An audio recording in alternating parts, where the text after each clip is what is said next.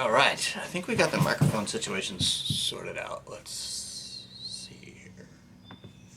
All right, so I think we got the microphone situation sorted out. I'm here in my shed again today, and my snowball microphone just wasn't picking up anything, so I had to switch back to the one I'm using in my car. So we'll see how this goes.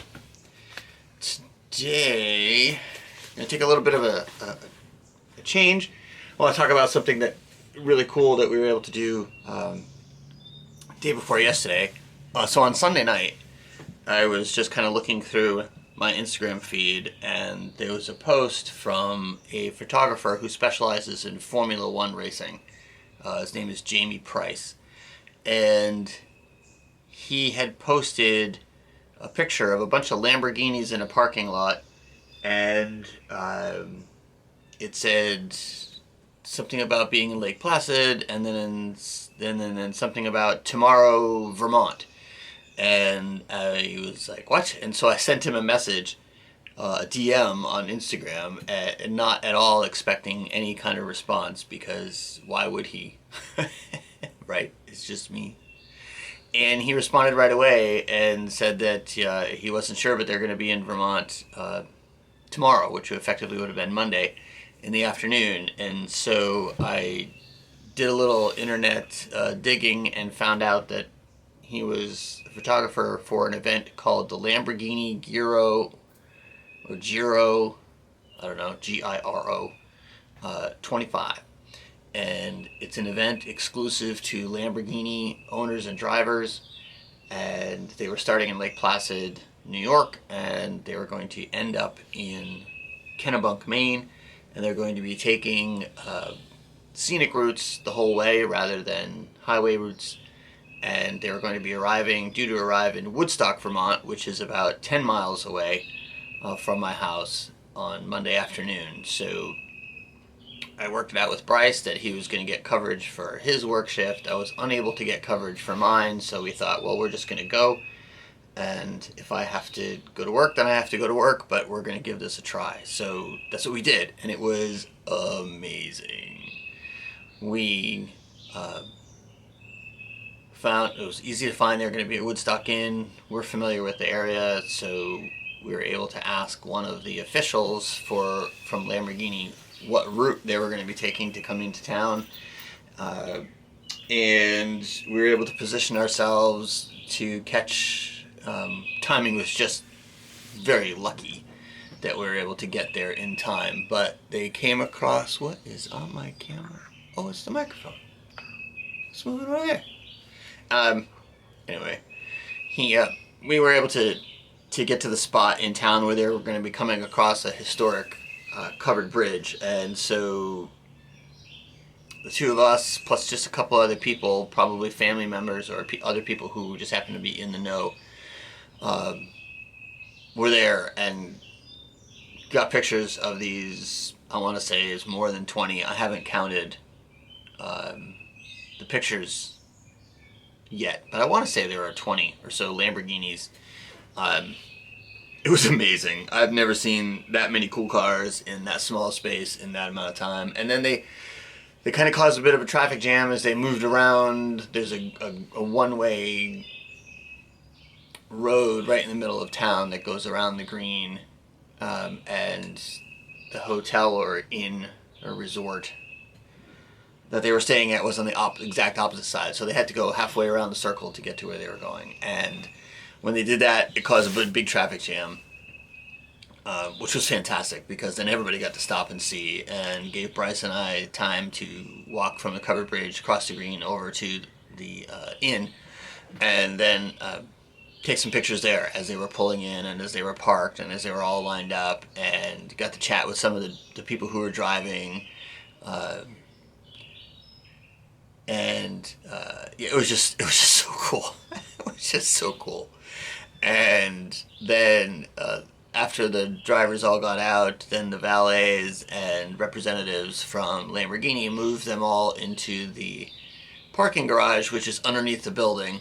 And the only vehicles that were in there were the Lamborghinis. And so we were able to go into the garage as well and take pictures, and it was just an amazing experience to be able to have. So I'm very appreciative of Jamie for posting about it, and it was just a wonderful thing to experience, and even more so with my son Bryce, who was just as gobsmacked by all of those Lamborghinis all in one place.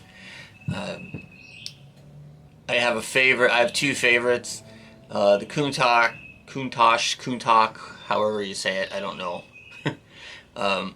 When I was a teenager, I had a picture of one up on my wall, and it had the doors open, and the wing doors that open forward, and I just thought that was like the coolest thing. And I don't recall ever wanting to own one, but I just thought that was an incredible piece of machinery. Back then, it was reported that it would go 55 miles an hour in reverse. It was geared such that could happen, and I just thought that was just amazing. And then come to find out, this is the 50th anniversary of that vehicle, and one of the commemorative vehicles was among this group, and it was just really cool to see. My favorite one of the group that was there, can't remember the name of it. I just like the appearance. It had like a little bit more of a rougher appearance. It looked like it was a little higher off the ground. It looked like the wheel wells were a little beefier, that kind of stuff. And I looked it up online, and the base sticker price is just above $600,000. Say just over $600,000. So that's just amazing. So anyway, that's what I'm opening with today. And now that we've talked a little bit about things that are happening around here, I want to talk today about, again, this is what I asked Gemini to give me a list, and I'm going to make a commentary along the way. And thanks for hanging in with me so far. We're at 7 minutes, and usually I'm done by now, but we're just getting started on the main topic. So I asked Gemini to give me the top 10 things for families to do if they're staying for a week in the Upper Valley. And I think I prompted it by asking, instead of staying in the Upper Valley, for visiting your child at Dartmouth College. And so right across the river and upstream a little bit from us is the town of Hanover, New Hampshire. And the main reason that Hanover is on the map is because of Ivy League Dartmouth College. And it pretty much takes over most of the real estate in town, although there are a lot of old historic buildings in town, big homes, which I think would historically have ties directly to Hanover.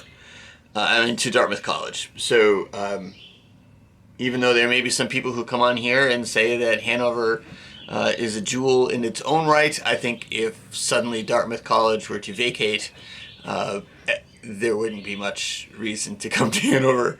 But that notwithstanding, here we go. A list. So visiting your child at Dartmouth College offers a great opportunity to explore the charming town of Hanover, New Hampshire, and the surrounding Upper Valley region. Here's a list of the top 10 things to do for a week-long visit.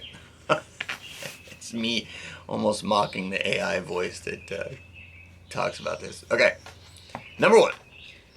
Explore the Dartmouth College campus. Immerse yourself in the Ivy League atmosphere. Stroll through the beautiful Dartmouth Green. Visit the iconic Bakerberry Library and get a feel for student life. Your child can be your personal tour guide. Okay, so some of these things crack me up.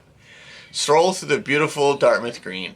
So, in that it's beautiful, you could stand, it's big, I don't know, it probably takes up 4, 5, 6 acres, something like that.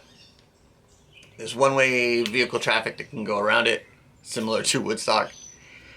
But the thing that cracks me up is you stroll through the beautiful Dartmouth Green. You could stand in any one spot in the Dartmouth Green and see all of the Dartmouth Green. You don't have to stroll through it like you would through Central Park, for example, to get to see parts of the park. Not only because it's not as big as Central Park, but there's not much to see in terms of what's on the green. The iconic Baker-Berry Library. If you miss out on the Baker-Berry Library, it's located at the north end of the park. That's okay if you miss out on it, because all you have to do is follow Dartmouth College on Instagram, and you will inevitably see pictures of the Baker-Berry Library flooding your feed, because it seems like they just cannot get enough of taking pictures of that building. There's got to be some significance to it as to why so many people. I mean, yes, it's part of their logo, and yes, it dominates the north end of the green. However, there's so many other buildings on campus. I don't know why that one is. Anyway, all right, I digress. Number 2, visit the Hood Museum of Art. Located right on the Dartmouth campus, this impressive museum boasts a diverse collection of over 65,000 objects from various cultures and time periods. It's one of the oldest and largest university art museums in the United States, offering a dynamic range of rotating exhibits. Right now, it's under major construction. So if you were to come in, if you're now in like the summer, I'm recording this on Wednesday, the 16th of July in 2025, and there's major construction going on. Looks like they're expanding. When you come into town, traffic is kind of diverted because of it. But I think it's still open. The Hood Museum and the Hop, which I don't think is on here. Oh, it is. It's next. So let's talk about the Hop, and then, but construction rules still apply. Catch a performance at the Hopkins Center for the Arts, locally known as the Hop. The Hop is Dartmouth's multi-venue art center, hosting a wide array of performances, including theater, music, dance, and film. Check their schedule for events during your visit. And again, this is on the south end of the green, where you come into the part where you're most likely to come into town. And major construction going on, new renovations, expansion, those kinds of things. So just be aware. Hike a local trail. The Hanover area is surrounded by beautiful natural landscapes. Consider an easy stroll along the Mink Brook Nature Preserve, which is just south of town, or explore some of the trails near Balk Hill for scenic views. For more adventurous hikers, a section of the Appalachian Trail actually traverses through Hanover. And yes, the portion of the Appalachian Trail that traverses through Hanover is all paved. So if you start at one end of town, if you're hiking northbound, you would come out of the woods in Norwich, New Hampshire. No, that's not true. You would come out in Norwich, Vermont, which we'll talk about in a later episode. You come down the road, you take a right, now you're on the main road, then you take a left and you cross over what's known as Ledyard Bridge, but known locally as Big Ball Bridge, because there are big cement balls or concrete balls on the as part of the decoration. So it's Big Ball Bridge, goes across the Connecticut River and into Hanover, New Hampshire. And then you would continue walking into Hanover on the main road. You would take a right, and then you would take your next left, and still on pavement, and then you head out of the downtown a little bit, and then you kind of, if you're on the Appalachian Trail still, you wind behind a gas station and across at the edge of some of the athletic fields for Dartmouth, and then back into the woods. So, which I think is technically Hanover, but it's not like you're roughing it when you're in Hanover. Lots of Appalachian Trail hikers come through there. I would stop if I was hiking the trail. I would stop in Hanover. Experience downtown Hanover. Here we go. Enjoy the quintessential New England charm of Main Street. Yes, it has a lot of charm to it. Bring your wallet. Make sure you've got plenty of balance on your credit cards. It is not a cheap downtown. Oh, it doesn't say that. That's just me. Browse locally owned boutiques, grab a coffee, and soak in the vibrant college town atmosphere. You'll find plenty of options for shopping and casual dining. There are a couple casual dining spots. There is one in particular, if you like Thai food, it's called Tuk Tuk. And it is down an alley and downstairs. And it is, I would say, the best Thai food in our area, and there are probably 6 or 8, oddly enough, 6 or 8 Thai restaurants within a 15-mile radius, which is kind of weird for this small area. But Tuk Tuk, I would say, is definitely the best of them. There is a bagel and coffee place in town, The Works. It's pretty good. Pretty good bagels. They've just expanded their footprint in the same building. If ice cream is your thing, there's Scoops. Down another side street is a pizza place. So that's pretty good. Pretty good stuff there. Discover the Montshire Museum of Science. Just a short drive from Hanover. You cross Big Ball Bridge. In Norwich, Vermont, is the Montshire Museum of Science, offering interactive exhibits for all ages. It's a great place to explore science and technology, and also features outdoor trails. So it's the Montshire Museum, and I've lived in Vermont, let's just say, all my life. There was 3 or 4 years where I wasn't living in Vermont, but and right in this area too.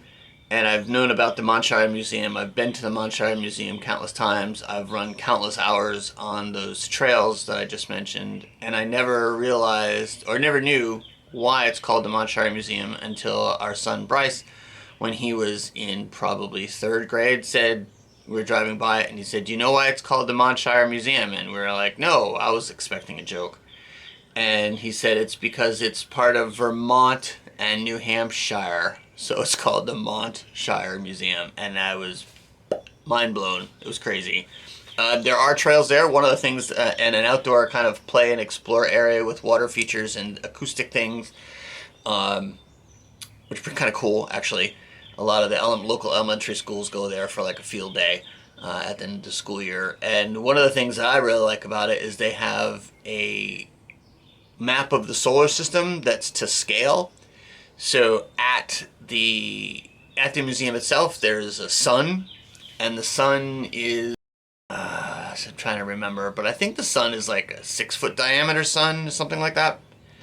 And then it has all the planets in our solar system distance to scale and size to scale, going out into the woods. So you can follow a trail that goes like along a sidewalk that gets you like to the first couple planets. I think Mercury and Venus are on that one, but then you have to go out into the woods and walk on trails, and it's quite a thing. It's kind of neat. If you've got some time to explore and to walk, bring your bug spray, some snacks, and of course water. Visit the Quechee Gorge. It says here Vermont's Grand Canyon. No, it's not. It's just a big hole. It's a gorge in that, yes, it's a gorge, but it's not a Grand Canyon in that it's a vast expanse. It's probably half a mile long, maybe a mile long. Let's see what this has to say. A stunning natural wonder. Quechee Gorge is a must-see. You can admire the views from the Route 4 bridge, which is also under construction. Half of it is under construction. The upstream side, you can still walk on the sidewalk and take pictures through the fence, which is new, the fence. It used to be just a railing, but they put the fence up to deter people from committing suicide. I'm just gonna say it, from jumping. It was a hot spot, but now there's a big fence over it, so you can't do that anymore, which is good, right? But you can only look upstream. You can't look downstream, and when you look upstream, it's really not as impressive as the view that's downstream. So there's that.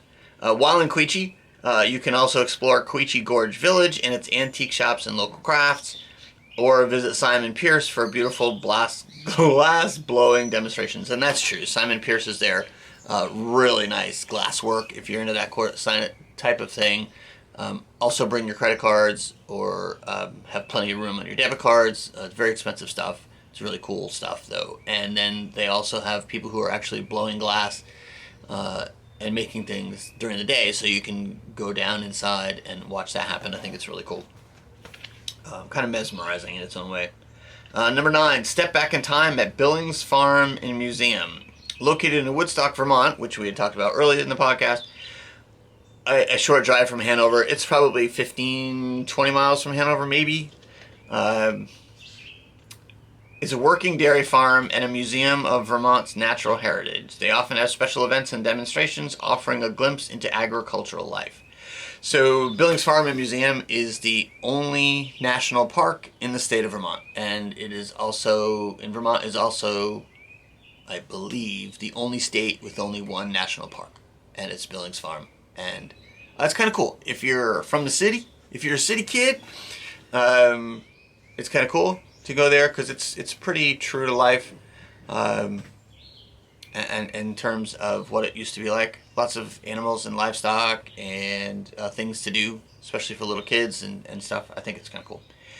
Lastly, explore St. Gaudens National Historic Park in Cornish, New Hampshire, which is probably another 20 minutes south of Hanover. In Cornish, New Hampshire, this historical park preserves the home, studios, and gardens of Augustus St. Gaudens, a renowned American sculptor. It's a beautiful setting to enjoy art, history, and nature. I'm going to talk about St. Gaudens in another episode, so I don't want to go into it too much right now. But it is a really cool place. They have lots of wildflower gardens and a big field with wildflowers, a nice view of Mount Ascutney across the river in Vermont. It's a pretty cool place. It is I want to say it's a national park. It's a national historic site. So there is a fee to get in, and you have to buy your tickets online, and then you get a QR code that will show up on your phone, and they'll scan it when you get there. But they don't take, you can't purchase tickets at the location. So yeah, so those are the top 10 things that AI thinks you should be doing if you're in the Upper Valley for a week visiting your kid at Dartmouth College, and also a little story about this really cool thing that I had, was able to take part in, or at least view, earlier this week. I'm going to be posting pictures online as I go through them, so if you're following me on Instagram or Facebook, you'll probably see those. And thanks again for staying with me. This is the longest one so far. We're at 22 minutes. Yikes! Thank you very much for hanging in, and I hope it was worth your while. You're entertained and maybe learned a little bit. Take care, everybody. Have a good time. All right, now I turn this off. And this off. Here we go. Raw footage. That's all we get. I'm not editing when I put stuff on. I'm not gonna edit. Not now. Here's my shed. Like my shed.